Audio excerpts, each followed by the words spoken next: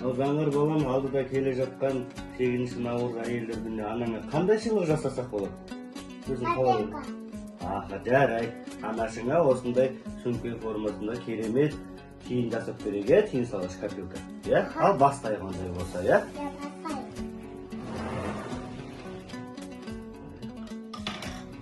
Надан? Екеуміз саламыз.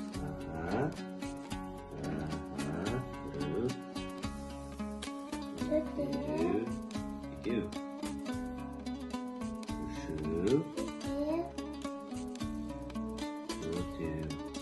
olsan su koyarız kışkine ya.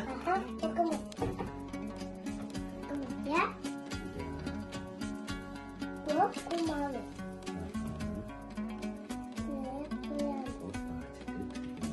Şöyle kesici.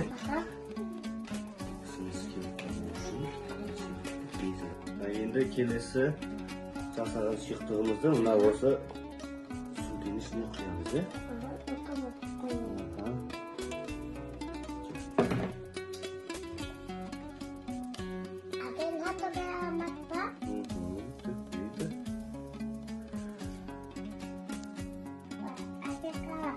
Жарайды, ондай болды.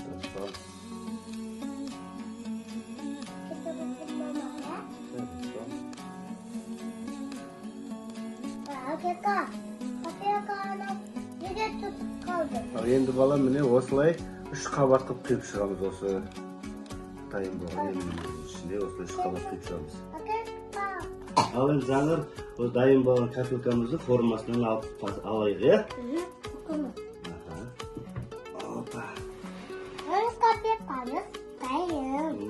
Ал енді жаңыр осы тиын салғышымыздың соңғы кезеңі қалды. Ол кезең осы тиын салғышымыз кеткен соң бояймыз, бірге?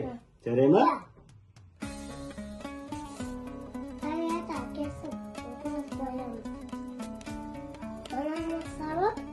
Бояп. Енді бала міне сөмкеміздің, тиын салғышымыздың сәл жергені қапты, осыны бояп аяқтайды, Сен қалай ойлайсың, анаңа біздің сыйлық ұнайды деп ойлайсың ба? Ұнайды екен. Сол жерде бояйын. Мен аштың кішкене бояй берейін, Ұнайды деп бояйын. Hakika ана тиын салғышымызды ана ит болды ғой тағата. Ондай болса, тиын салғышымызды бояп, тиын салатын жерін кесіп, анашыңа деген сыйлығымыз дайын тұр, Анашыңа ұнайды деп ойлайсың ба?